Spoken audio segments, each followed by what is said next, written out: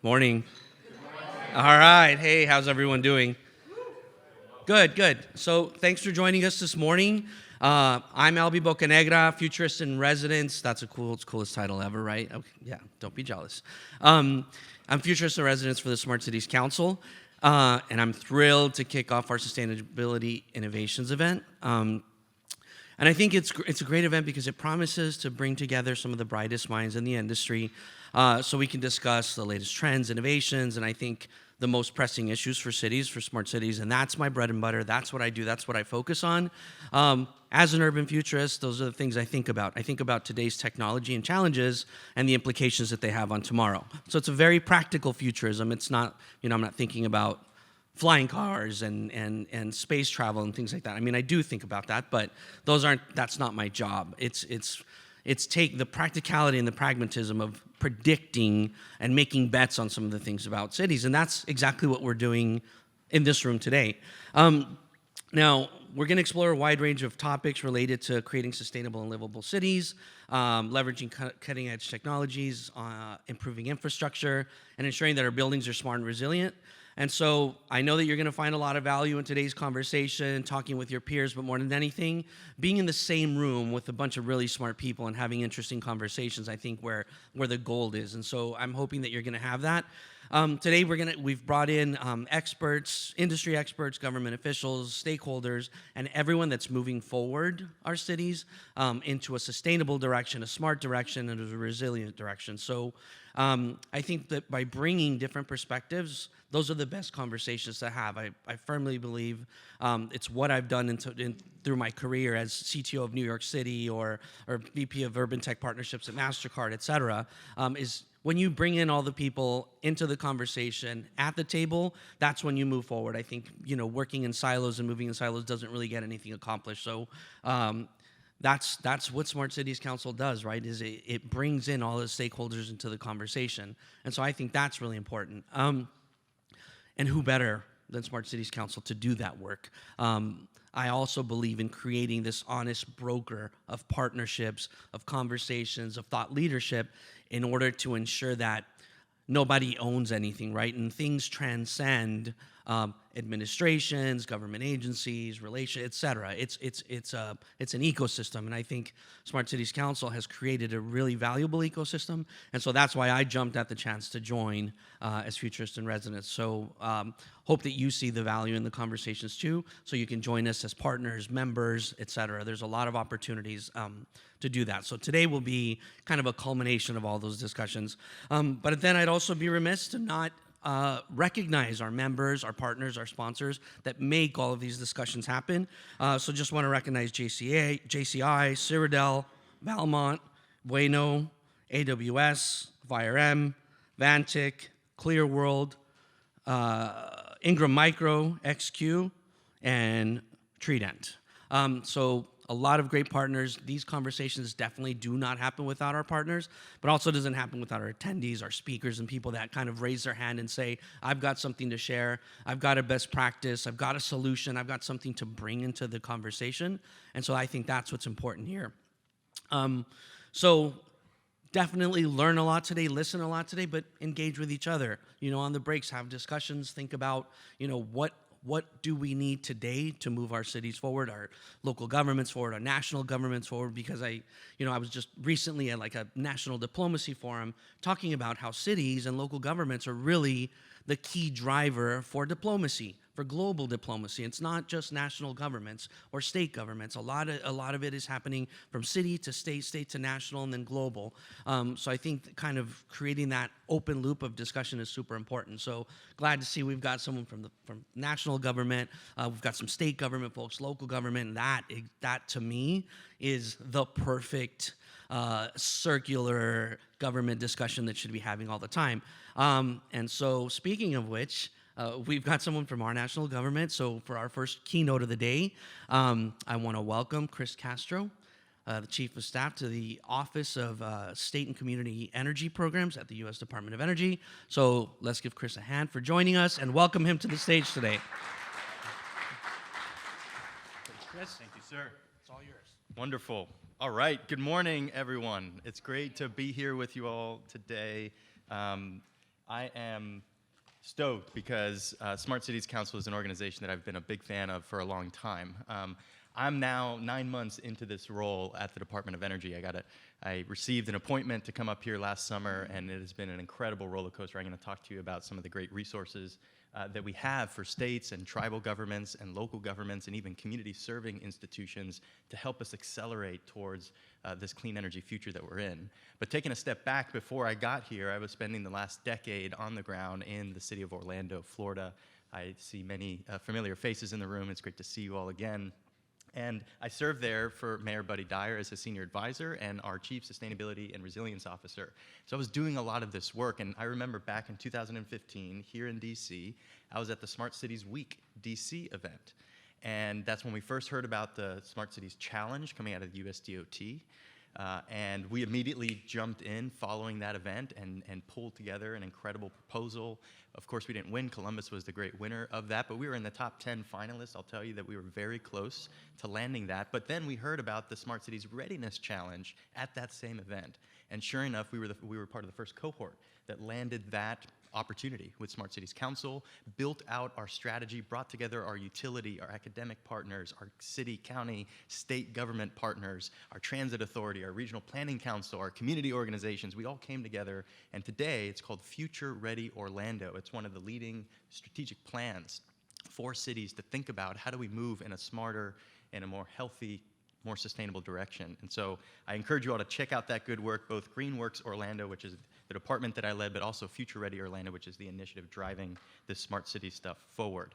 So again, I want to very quickly run through this overview of the magic moment that we're currently in, underscoring that, this new evolution that's going on at the Department of Energy with new offices being created.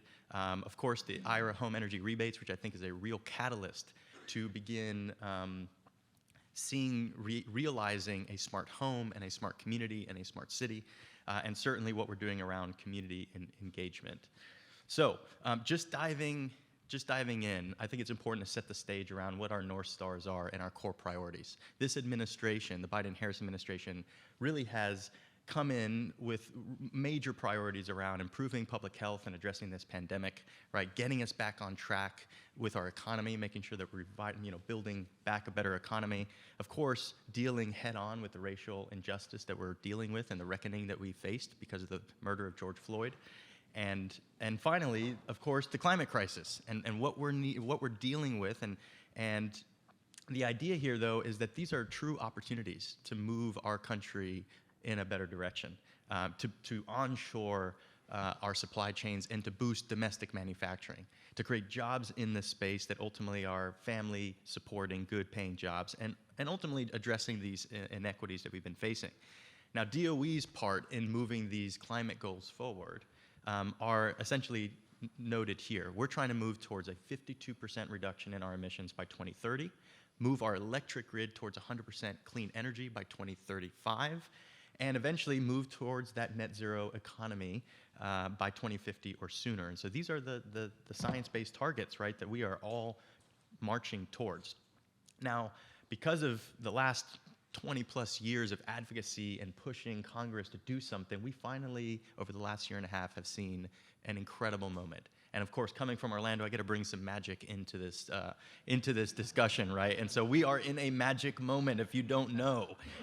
We're talking about $500 billion, half a trillion, across the federal government family that's investing solely in climate and clean energy work.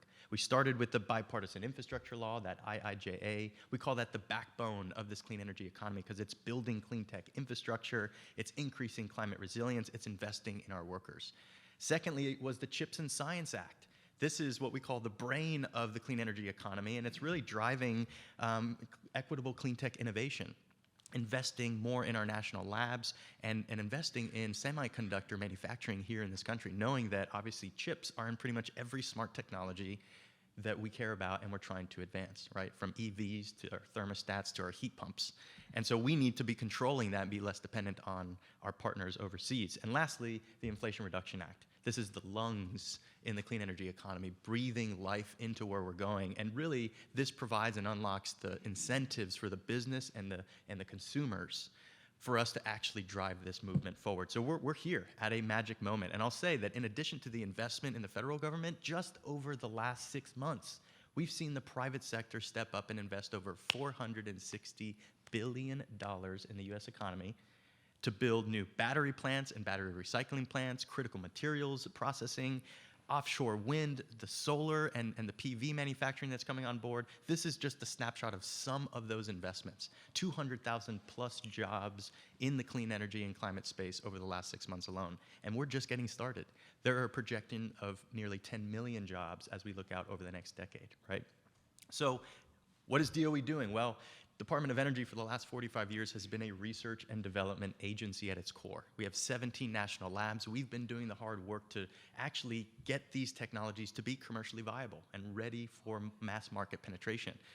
And this new $100 billion that came to out of the $500 billion across the government, $100 billion of that came to DOE with a new mission, and that mission is equitable deployment.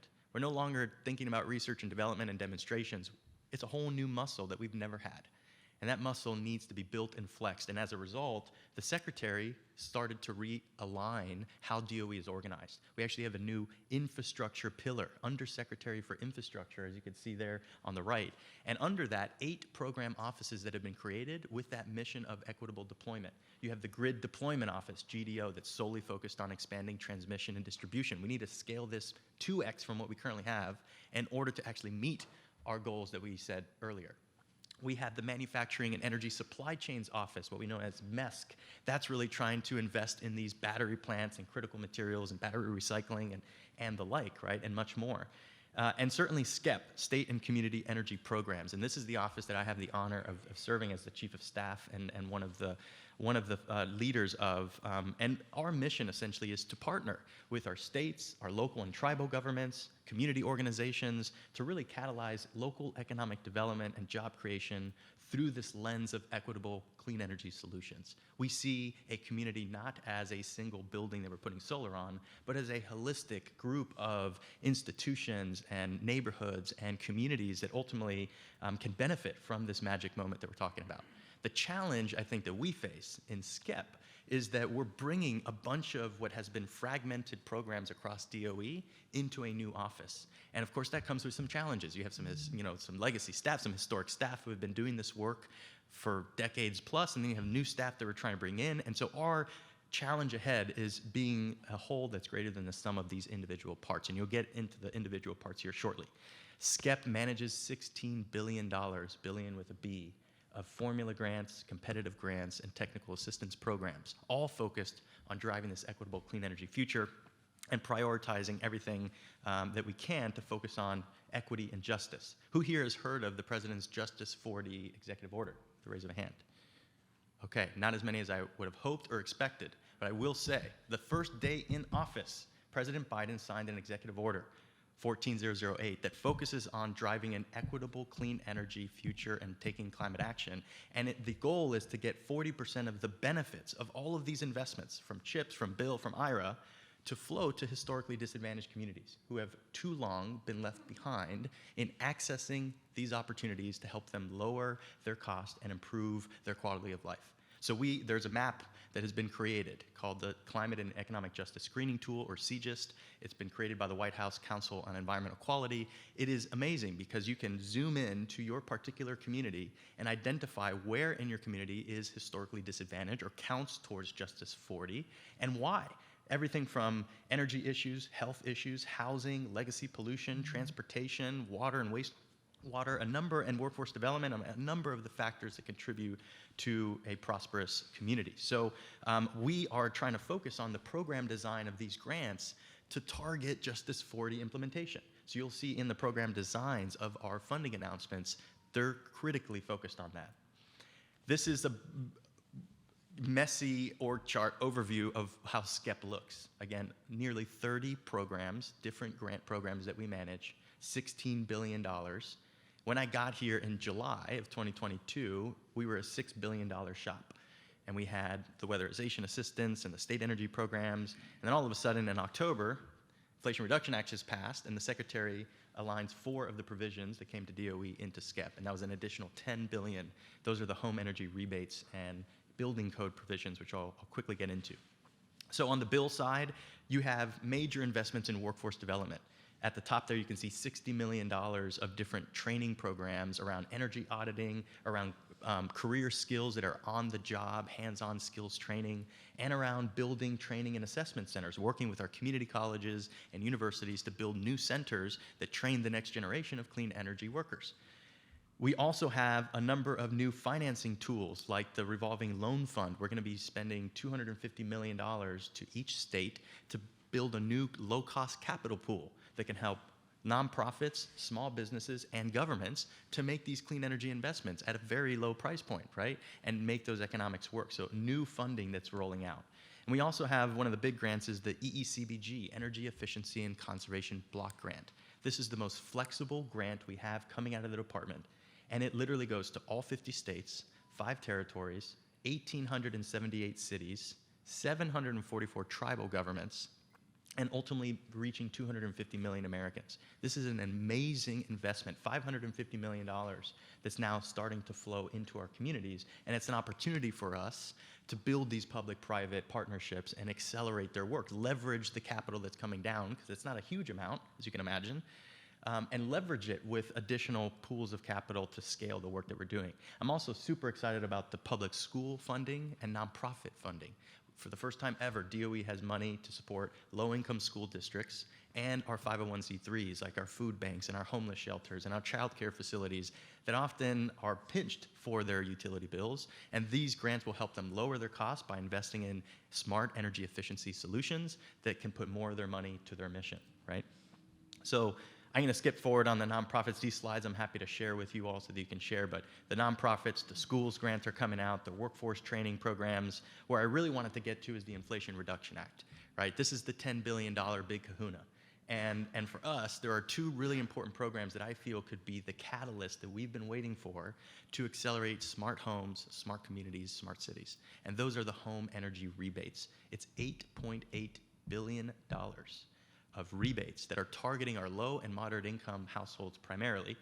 And in addition to the rebates, we have $200 million to train contractors, your local mom and pop HVAC and plumbing contractors, so that they know how to install heat pumps in the next generation of technologies, right? And there's $1 billion to support state, and I did get general counsel approval that this could actually go to local governments with code authority to improve building codes to the latest net zero energy and other building standards for existing buildings, like building performance standards, which is a big deal. So on the rebate side of the house, it's pretty messy. In short, I want you all to know that DOE is granting 56 grants. All 50 states, 5 territories, and DC will get an allocation to manage and run their own rebate programs. This is how Congress set this program up. It's not a national rebate program. People are not going to be reaching out to DOE for their rebates. They're going to be going through their state. Now, right now, we've unlocked the first round of funding for the states to begin to staff up and build their capacity so that they can actually build these programs out. There are about 12 states that have existing rebate programs that are on a fast track. They can basically just add their money on top of what they're currently doing. The challenge with these rebates is that they are both point of sale, meaning when you're at a big box store or at the dinner table with a contractor, the rebate needs to come off the top of the ledger, right? You're not cutting out a coupon and submitting it and waiting 3 months to get money back. This is off the top point of sale. And 2, it's income based. So how do we do that if I'm a contractor sitting at home with somebody? I have to verify their income because the rebate amount is based on their household income. If you're under 80% area median income, AMI, you can get up to $14,000 cash to actually improve your home, and there are a number of different benefits, a number of different provisions that you can benefit from heat pumps to even electric wiring upgrades and service upgrades to your home, to air sealing and your traditional weatherization work, to even appliances that we're trying to swap out, right? So if you're under that 80% AMI, you can get up to $14,000 in benefits, and that includes equipment and install. And if you're between 80 and 150% AMI, you can get half of that, $7,000, equipment and install, to, again, offset the upfront cost. These technologies, by the way, are focused on smart-enabled appliances. They are the smart technologies that we're trying to push, from the programmable thermostats to the heat pump water heater to your heat pump HVAC system, right? These are the technologies we're trying to proliferate, you all in this room, to get to that smart home that eventually can connect to the grid. And that's where I think this is going. We're moving towards virtual power plants, right? And the idea of large aggregation of these distributed energy resources that can comfortably function similar to peaker plants, right, and historic battery systems, and ultimately flexing those loads, controlling those loads at the demand side so that we can mitigate different peaks, we can monitor the grid, we can help improve frequency and voltage regulation, and a number of other benefits. And so these rebates are essentially planting the seeds to enable the utilities of the markets across the country to then feel that they can make the investment needed to drive into the virtual power plants. There are a significant number of examples of VPPs working today. In fact, last summer, when California hit a huge peak, they sent out text messages to all of their customer base. They shaved 2,000 megawatts off the grid. 2 gigawatts of electricity shaved by text messaging people and asking them to just increase their temperatures or to turn certain things off in just small parts of the day. If you can actually have aggregated DER systems, the utility can manage that and pay the consumer for allowing that energy to be available. So there's a lot of things that are happening in this space that are super exciting around the smart home. In addition to the grant dollars that we're doing, SCEP also has this mission around community engagement and technical assistance. It's one thing to commercialize a technology like heat pumps. It's another thing to equitably deploy it in communities. And DOE's been really good at getting the technology ready, but we have no idea. We don't have the muscle at all to deploy. And so we need to think about the science of deployment. I've been in PNNL and NREL, I'll be in NREL tomorrow, our national labs, because they have a lot of the supercomputing powers, a lot of the expertise and the research capabilities to help us figure this out. And so we're working on a really cool idea. So technical assistance, everything from helping communities develop plans towards clean energy, helping them establish new financing programs like PACE, Property Assessed Clean Energy, like SELF, Solar and Energy Loan Funds, and others, on-bill financing, et cetera. So a lot of cool things. We also, based on the feedback of those communities, develop tools. There's actually 2 really important tools for communities that have never started in this journey, and there are thousands, right? They don't have a sustainability director, they've never gotten a federal grant, and now all of a sudden all this money is available, and they're like, how do I get my hands on it? How do I accelerate my work? This is the challenge at hand. So we have tools like Slope that provides 50 different data sets that come in, gives a snapshot of a city, helps them identify how they're going to move towards their goals and where are their priorities. What sectors should we prioritize around transportation or buildings or power in order to quickly get there? And we also have a lead tool that's around low-income energy affordability, this concept of energy burdens, right? And the fact that our Black and brown communities, our low-income communities are disproportionately spending more on their utility bills. It's ridiculous, 2 and 3 times as much compared to an affluent person in their community. And this needs to end. The whole point of our transition is going to be an equitable and just transition, and part of it is enabling the data so that when we have resources at our hands, we can actually move towards where we need it most, right? And that visualization is critical. We're doing a lot around community engagement. We've now created a working group of 24 program offices in DOE, from EERE to the Grid Deployment Office to OSET to the Office of Policy, and now we have a team of people who are building out the foundation that's needed to better and more meaningfully engage with DOE. Communities can reach out and really get connected. One of the ways that we're doing that is through an interagency working group with 11 other federal agencies to support our coal power plant and coal mining communities that are going through an inevitable transition away from fossil fuels. Now, their GDPs and their workforce have literally been dependent on these fossil fuel assets. What we cannot do is leave them behind. They've been literally keeping the lights on for 200 years. And now we're saying we're going to be pivoting. What we can't do is leave these people behind. So we have an entire program that's focused on deploying rapid response teams where HUD and DOE and DOT and HHS, and we're coming into a community for an extended period of time and helping them think through what is the pivot of your economy. It may be energy, but it may not be. And so we need to think holistically about what that is, and it's called energycommunities.gov. If you go to that, you can see a ton of resources for these rural and remote communities. Lastly, stay connected to us. There is, if you haven't been paying attention either on LinkedIn or online or wherever, every day there's like a handful of things coming out of the Department of Energy. It's amazing.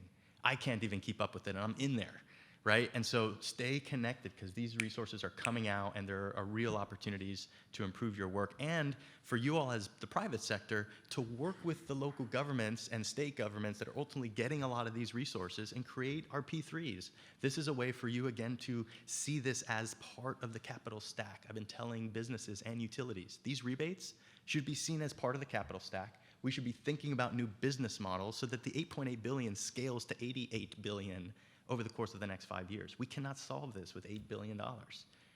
It's not even gonna come close, right? So this is our opportunity. Stay connected to us. And again, thank you for the opportunity to share more. Hopefully that was useful. Have a good day.